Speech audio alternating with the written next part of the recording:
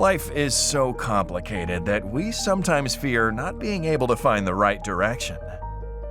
Martin, a pastor visiting a foreign country, had to go to the airport before sunrise, so he hired a taxi.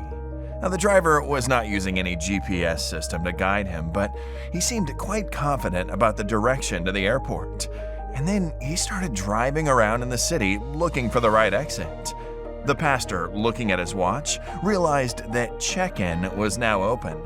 Finally, the driver explained on the highway that he'd never been to the airport, but a friend had once given him the directions.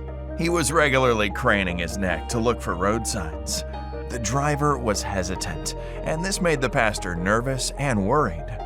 After driving for 30 minutes, the supposed duration of the trip, he stopped the car on a narrow stretch in the middle of nowhere. The confused driver made several phone calls, and time was running out.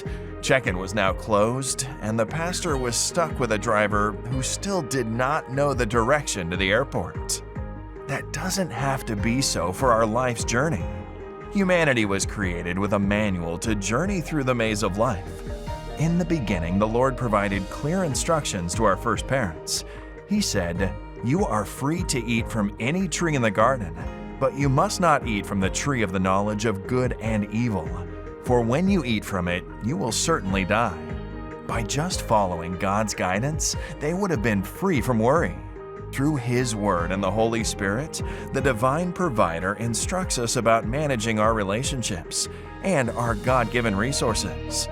Even though He can straighten what we've ruined, our life's journey may become smoother if we look for His directions before starting it. Those who follow His instructions are on track to reach their goals and the final destination.